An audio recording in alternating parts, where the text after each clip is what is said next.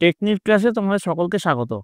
আজকের আমার আলোচ্য বিষয় ২০২৫ সালের নবম শ্রেণীর দ্বিতীয় পর্যায়ক্রমিক মূল্যায়নের ভূগোলের রায়মার্টিনের প্রশ্নবিচিত্রার যে প্রথম স্কুলটা রয়েছে, অর্থাৎ আরামবাগ গার্লস হাই স্কুল, যেটা তোমাদের প্রশ্নবিচিত্রার ৪৬৯ নম্বর পেজে পেয়ে যাবে।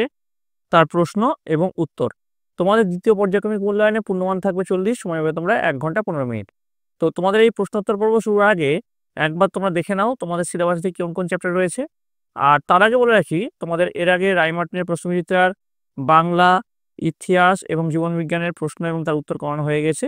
তুমি যারা যারা দেখোনি তার জন্য লিঙ্ক ডেসক্রিপশন বক্সে আছে, তোমরা সেখানে দেখে নিতে পারো।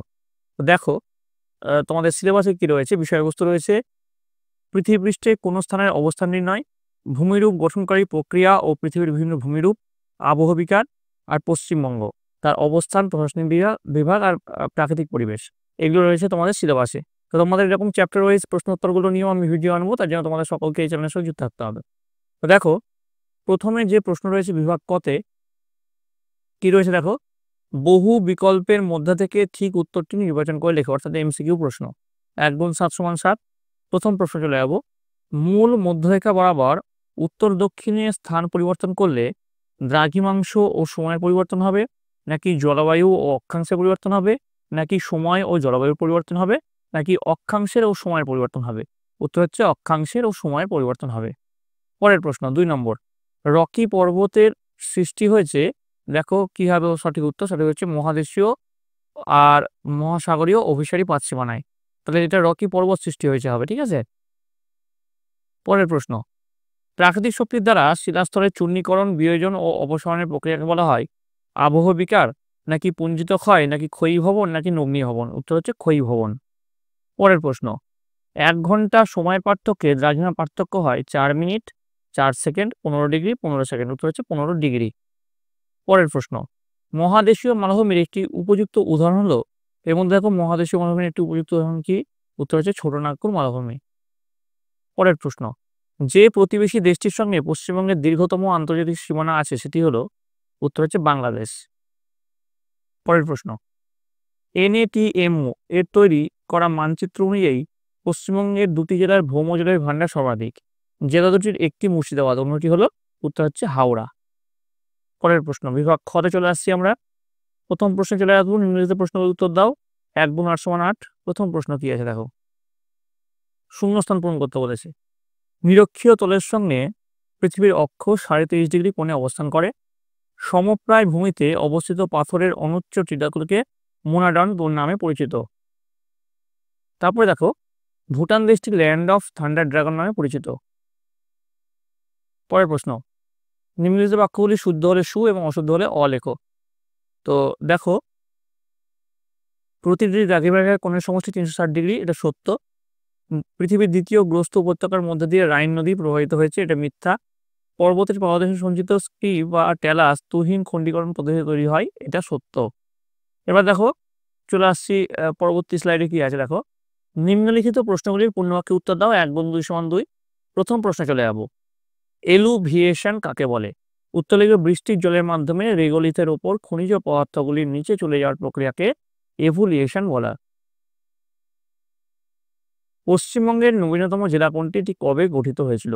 উত্তর লিখবে, পশ্চিমবঙ্গের নবীনতম জেলা হলো ঝাড়গ্রাম, এটি গঠিত হয় ২০১৭ সালের ৪ঠা এপ্রিল। পরের প্রশ্ন, বিভাগ গতে চলে আসছি আমরা। প্রথম প্রশ্নে চলে যাব, নিচের প্রশ্নগুলির সংক্ষিপ্ত উত্তর দাও। বিকল্প প্রশ্ন লক্ষণীয়। ২ গুণ ৪ সমান ৮। প্রথম প্রশ্ন কি বলেছে, প্রতিপদ স্থানের সংজ্ঞা দাও। অথবা বলেছে আন্তর্জাতিক তারিখরেখা কাকে বলে? প্রতিপদ স্থানের সংজ্ঞা কি লিখবে, ভূপৃষ্ঠের উপর অবস্থিত কোনো বিন্দু বা স্থান থেকে কল্পিত রেখা পৃথিবীর কেন্দ্রের মধ্যে দিয়ে প্রসারিত করলে তা বিপরীত প্রান্তে যে বিন্দু বা স্থানে স্পর্শ করে তাকে প্রথম বিন্দু বা প্রথম স্থানের প্রতিপদ স্থান বলা হয়। আন্তর্জাতিক তারিখরেখার এর সংজ্ঞাটা কি, মূল মধ্যরেখার ঠিক বিপরীতে দিকে ১৮০ ডিগ্রি দ্রাঘিমারেখা অনুসরণ করে কল্পিত যে রেখায় পৃথিবীর তারিখ শুরু হয় বা শেষ হয় তাকে আন্তর্জাতিক তারিখ রেখা বলে। পরের প্রশ্ন, মহীভাবক আলোড়ন কাকে বলে? অথবা লাভা মালভূমি কিভাবে সৃষ্টি হয়? তো মহীভাবক আলোড়নের সংজ্ঞা দেখো, যে আলোড়নের প্রভাবে উত্থান ও অবনমনের মধ্যে দিয়ে মহাদেশের গঠন নির্ধারিত হয় তাকে মহীভাবক আলোড়ন বলে। লাভা মালভূমির সৃষ্টির ক্ষেত্রে দেখে নাও, সংজ্ঞা হচ্ছে ভূপৃষ্ঠে ক্রমাগত লাভা সঞ্চয়ের ফলে যে মালভূমির সৃষ্টি হয় তাকে লাভা মালভূমি বলে। আর এর সৃষ্টির কারণ কি, ভূত্বকের কোনো ফাটল বা ছিদ্রপথ দিয়ে ভূগর্ভের উত্তপ্ত ম্যাগমা ধীরে ধীরে বিরাট অগ্নুৎপাতের মাধ্যমে ভূপৃষ্ঠের বাইরে বেরিয়ে এসে লাভা রূপে শীতল ও কঠিন হয়ে সঞ্চিত হয়।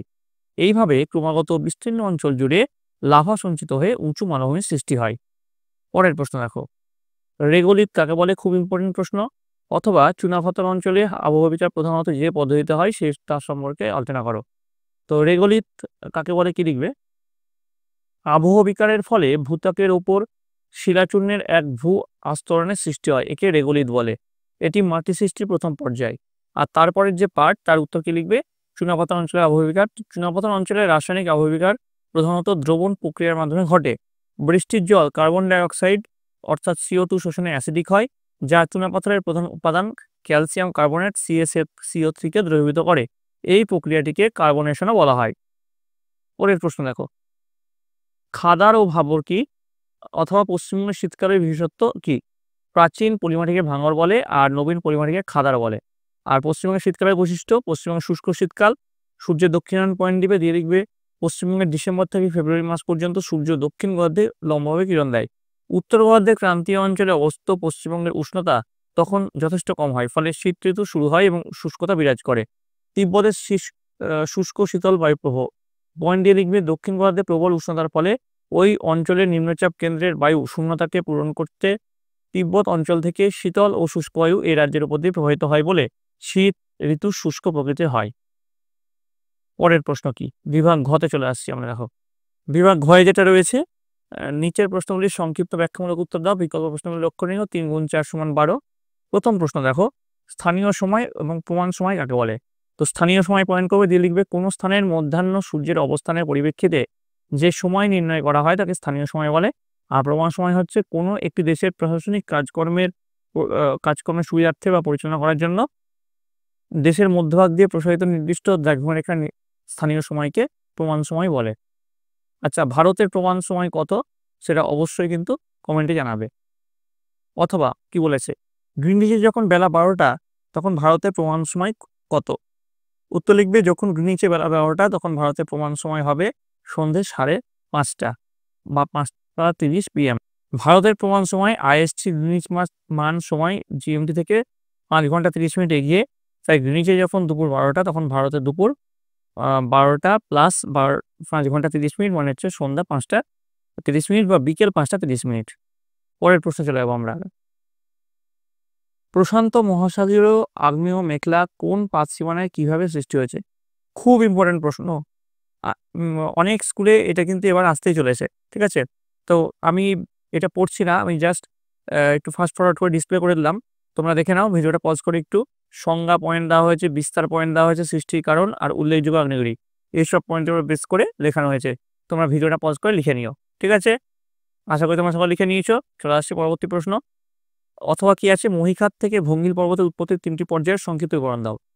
তো মহীখাত তত্ত্বের ভিত্তিতে ভঙ্গিল পর্বতের উৎপত্তি দিয়ে দেখো যেরকম করে লেখানো হচ্ছে, শিলায়ন বা লিথোজেনেসিস, গিরিজনী পর্যায় বা ওরোজেনেসিস, ভাস্কর্য পর্যায় বা লিপ্টোজেনেসিস, যেমন করে লেখানো হচ্ছে ঠিক তেমন করে তোমরা এখানে লিখবে, ঠিক আছে?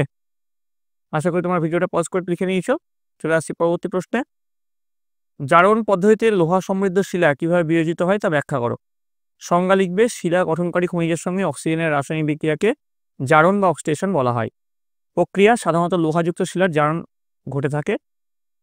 এবার লোহা যখন ফেরাস অক্সাইড রূপে শিলার মধ্যে অবস্থান করে তখন তা ভীষণ কঠিন, কিন্তু জারণ প্রক্রিয়ায় তা যখন ফেরিক অক্সাইডে পরিণত হয় তখন সহজেই শিলা ভঙ্গুর হয়ে পড়ে। শিলার উপর হলদে বাদামি ছোপ দেখা যায়, একে মোর্চে বলা হয়। ফেরাস অক্সাইড এই প্রক্রিয়ায় লিমোনাইটে পরিণত হয়। তো এর বিক্রিয়াটা দেখো এখানে লেখানো হয়েছে, তুমি দেখে নাও যেমন করে বিক্রিয়া লেখানো হয়েছে ঠিক তেমন করে তোমরা বিক্রিয়াটা লিখে নেবে। আশা করি তোমরা সকাল লিখে নিয়েছো। এবার চলে আসছি পরবর্তী প্রশ্ন। দেখো কি আছে। অথবা বলেছে মৃত্তিকা সংরক্ষণের 3টি গুরুত্বপূর্ণ পদ্ধতি সম্পর্কে আলোচনা করো। দেখো মৃত্তিকা সংরক্ষণের পদ্ধতিগুলো এখানে লেখানো হয়েছে। তো অনেক কটা পদ্ধতি এখানে লেখানো হয়েছে, যদি এটা বড় প্রশ্নে আসে সেক্ষেত্রে বা 3টের বেশি আসে সেক্ষেত্রে তোমরা এখানে লিখতে পারবে।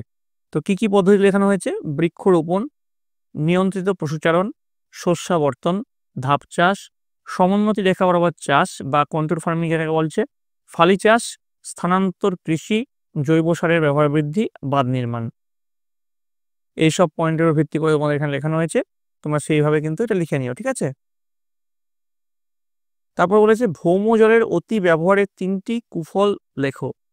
উত্তর লিখবে ভৌম জলের অতি ব্যবহারের প্রধান 3টি কুফল হলো ভূগর্ভস্থ জলের স্তর নেমে যাওয়া, এটা হচ্ছে প্রথম কুফল। তারপরে কুফল কি? ভূমি অবনমন। নেক্সট কুফল হচ্ছে জল দূষণ বৃদ্ধি, ঠিক আছে। তো এই 3টে পয়েন্টের ভিত্তি করে ভৌম জলের অতি ব্যবহারের 3টি কুফল লেখানো হয়েছে। তোমরা ভিডিওটা পজ করে লিখে নিও। ভিডিওটা যেহেতু বড় হয়ে যাচ্ছে ওই জন্য আমি আর এগুলো পড়লাম না, ঠিক আছে। অথবা কি বলেছে পশ্চিমবঙ্গের জলবায়ুর 3টি বৈশিষ্ট্য আলোচনা করতে বলেছে। তো পশ্চিমবঙ্গের জলবায়ুর 3টি প্রধান বৈশিষ্ট্য, প্রথম পয়েন্ট দিবে ক্রান্তীয় মৌসুমী জলবায়ু, দিয়ে লিখবে পশ্চিমবঙ্গের জলবায়ু মূলত ক্রান্তীয় মৌসুমী প্রকৃতির। এর অর্থ হলো এখানে গ্রীষ্মকালে উষ্ণ ও আর্দ্র আবহাওয়া থাকে এবং শীতকালে হালকা শীত ও শুষ্ক আবহাওয়া অনুভূত হয়। মৌসুমী বায়ুর প্রভাবে এই ঋতু পরিবর্তনগুলি ঘটে থাকে। 2 নম্বর পয়েন্ট দিবে ঋতু বৈচিত্র্য, দিয়ে লিখবে পশ্চিমবঙ্গে স্পষ্ট 4টি ঋতু দেখা যায়। গ্রীষ্মকাল মার্চ থেকে মে, বর্ষাকাল জুন থেকে সেপ্টেম্বর, শরৎকাল অক্টোবর থেকে নভেম্বর এবং শীতকাল ডিসেম্বর থেকে ফেব্রুয়ারি। এটা বলেছে স্পষ্ট দেখা যায়, কিন্তু আমরা 6টা ঋতু জানি, কিন্তু আমরা 4টা ঋতুই কিন্তু অনুভব করি। এই ঋতুগুলিতে তাপমাত্রা, বৃষ্টিপাত এবং বায়ুর আর্দ্রতা উল্লেখযোগ্য পরিবর্তন লক্ষ্য করা যায়। 3 নম্বর পয়েন্টে বৃষ্টিপাতের আঞ্চলিক ভিন্নতা, দিয়ে লিখবে পশ্চিমবঙ্গের বিভিন্ন অঞ্চলে বৃষ্টিপাতের পরিমাণে তারতম্য দেখা যায়। উত্তরের পার্বত্য অঞ্চলে যেমন দার্জিলিং ও জলপাইগুড়িতে বৃষ্টিপাতের পরিমাণ তুলনামূলকভাবে বেশি, 250 সেন্টিমিটার বা তারও বেশি। অন্যদিকে পশ্চিমাঞ্চলের মালভূমি এলাকায় বৃষ্টিপাত কম হয়। বর্ষাকালে দক্ষিণ পশ্চিম মৌসুমী বায়ু বঙ্গোপসাগর থেকে প্রচুর জলীয় বাষ্প নিয়ে আসে এবং রাজ্যে প্রধানত বৃষ্টিপাত ঘটায়, ঠিক আছে। এবার দেখো বিভাগ উন্মতে চলে আসছি আমরা। বিভাগ উন্মতে নিচের প্রশ্নের উত্তর দাও, যে কোনো একটি। 5 × 1 = 5। প্রথম প্রশ্ন কি আছে দেখো, তাপমাত্রা পরিবর্তনের কারণে সংঘটিত হয় এমন যে কোনো 2 প্রকার আবহাওয়া বিকারের উদাহরণ দাও। তো উত্তর লিখবে তাপমাত্রা পরিবর্তনের কারণে সংঘটিত হয় এমন 2 প্রকার আবহাওয়া বিকার হলো, প্রথমে পয়েন্ট দিবে যান্ত্রিক আবহাওয়া বিকার, যেটাকে শিলা চূর্ণীকরণ বলা হয়, তো সেটা সম্বন্ধে লেখানো হচ্ছে। তবে 2 নম্বর হচ্ছে যান্ত্রিক আবহাওয়া বিকার ক্ষুদ্রকণা বিশ্লিষ্টকরণ, হ্যাঁ, যেটা হচ্ছে ডিসইন্টিগ্রেশন বলছে, ঠিক আছে। এই দুটো পয়েন্টের ভিত্তি করে এটা লেখানো হলো। তোমরা ভিডিওটা পজ করে লিখে নিও, ঠিক আছে। চলে আসছি পরবর্তী প্রশ্ন। উদাহরণ ও বৈশিষ্ট্য সহ যে কোনো এক প্রকার নদীর পলিগঠিত সমভূমির উৎপত্তি সম্পর্কে লেখো। তো মূলত বিভিন্ন প্রাকৃতিক শক্তির সঞ্চয় কার্যের ফলে যে সমভূমির সৃষ্টি হয় তাকে সঞ্চয়জাত সমভূমি বলে। বিভিন্ন প্রকার সঞ্চয়জাত সমভূমিগুলি হলো, প্রথমে পয়েন্ট দিবে পলিগঠিত সমভূমি, তারপরে পয়েন্ট দিবে প্লাবন সমভূমি, ঠিক আছে। তারপরে কি সমভূমি আসছে? বদ্বীপ সমভূমি, যেমন গঙ্গা ব্রহ্মপুত্র বদ্বীপ সমভূমি বৃহত্তম, আর নীলনদ বদ্বীপ সমভূমি প্রমুখ। লাভা সমভূমি, উপকূলীয় সমভূমি, প্রত্যেকটার কিন্তু শেষে প্রত্যেকটার উদাহরণ দেওয়া আছে, সেই উদাহরণ সহ কিন্তু তোমরা এগুলো লিখবে, ঠিক আছে। তারপরে কি প্রশ্ন আছে দেখো, পশ্চিমবঙ্গের জেলাগুলিকে 5টি বিভাগে ভাগ করা হয়েছে। এই বিভাগগুলির নাম ও তার অন্তর্গত জেলাগুলির নাম উল্লেখ করো। তো পশ্চিমবঙ্গের জেলাগুলিকে প্রশাসনিক কাজের সুবিধার জন্য 5টি ভাগে ভাগ করা হয়েছে। এই বিভাগগুলি এবং তার অন্তর্গত জেলাগুলির নাম নিচে উল্লেখ করা হলো। প্রথম বিভাগ হচ্ছে জলপাইগুড়ি বিভাগ, তার আন্ডারে কি রয়েছে? দার্জিলিং, কালিম্পং, জলপাইগুড়ি, আলিপুরদুয়ার, কোচবিহার। মালদহ বিভাগ, উত্তর দিনাজপুর, দক্ষিণ দিনাজপুর, মালদহ, মুর্শিদাবাদ। বর্ধমান বিভাগ, পূর্ব বর্ধমান, পশ্চিম বর্ধমান, বীরভূম, হুগলি। প্রেসিডেন্সি বিভাগ, নদিয়া, হাওড়া, কলকাতা, উত্তর 24 পরগনা এবং দক্ষিণ 24 পরগনা। আর 5 নম্বরে রয়েছে মেদিনীপুর বিভাগ, যার আন্ডারে রয়েছে পুরুলিয়া, বাঁকুড়া, পশ্চিম মেদিনীপুর, ঝাড়গ্রাম ও পূর্ব মেদিনীপুর। তারপর 4 নম্বর, তরাই বা ডুয়ার্স সমভূমির অবস্থান, বৈশিষ্ট্য ও নদ নদীর বিবরণ দাও। তো দেখো প্রথমে অবস্থান এখানে লেখানো হচ্ছে, তরাই বা ডুয়ার্স ভারতের হিমবাহের পাদদেশে অবস্থিত একটি সমভূমি অঞ্চল। এটি পশ্চিমবঙ্গের উত্তরাংশ, বিশেষত দার্জিলিং ও জলপাইগুড়ি জেলার নিম্নভূমি এবং আসামের পশ্চিমাঞ্চলে অবস্থিত। তো ডুয়ার্স শব্দটি এসে দুয়ার থেকে, যার অর্থ দ্বার বা প্রবেশপথ, হিমালয়ের উপত্যকা অঞ্চলে প্রবেশের দরজা। তো এর বৈশিষ্ট্যগুলো দেখো এখানে লেখানো হচ্ছে, ভূতাত্ত্বিক গঠন, উর্বর মাটি, বনজ সম্পদ, আর্দ্র জলবায়ু, বন্য প্রাণী এবং তারপর নদ নদী। এই অঞ্চলে বহু নদ নদী রয়েছে যেগুলি মূলত হিমালয় থেকে নেমে এসছে। উল্লেখযোগ্য নদীগুলো এখানে লেখানো হয়েছে, তিস্তা নদী, তোর্ষা নদী, শঙ্কর নদী, ডাইনা নদী, জলঢাকা নদী। হ্যাঁ, এই নদীগুলি সঞ্চিত পলি দ্বারা সমভূমি গঠন করে এবং বর্ষাকালে ভয়াবহ বন্যা সৃষ্টি করতে পারে। তো সারসংক্ষেপে তরাই বা ডুয়ার্স হলো হিমালয়ের পাদদেশের পলি সমৃদ্ধ, উর্বর ও বনাচ্ছাদিত সমভূমি অঞ্চল, যেটি বহু নদ নদী দ্বারা বিধৌত ও প্রাকৃতিক বৈচিত্র্যে সমৃদ্ধ। তো এই গেল তোমাদের নবম শ্রেণীর দ্বিতীয় পর্যায়ক্রমিক মূল্যায়নের ভূগোলের প্রশ্ন এবং তার উত্তর। তোমাদের যদি এই ভিডিওটা ভালো লেগে থাকে অবশ্যই একটু লাইক করবে, বন্ধুদের কাছে অনেক অনেক শেয়ার করবে। তোমরা এই পরবর্তীতে কোন সাবজেক্টের প্রশ্ন উত্তর চাও সেটা কমেন্ট লিখে জানাবে। আমি তোমাদের জন্য সেসব সাবজেক্টের প্রশ্ন উত্তর নিয়ে আসবো। এছাড়াও তোমাদের জন্য যে চ্যাপ্টার ওয়াইজ যে প্রশ্নগুলো রয়েছে সেগুলো আমি খুব তাড়াতাড়ি নিয়ে আসবো। তার জন্য তোমাদের সকলকে এই চ্যাপ্টার যুক্ত থাকতে হবে। তোমাদের এই পরীক্ষা যেহেতু আগস্ট মাসে হবে, তার জন্য তোমাদের হাতে মোটামুটি এখন কিছুটা হলেও টাইম আছে। তোমরা আগে বইয়ের চ্যাপ্টার ওয়াইজ ভালো করে পড়ো, তারপরে এই প্রশ্নগুলো সলিউশন করো। তোমরা সকলে ভালো থাকো, তোমরা সকলে সুস্থ থাকো।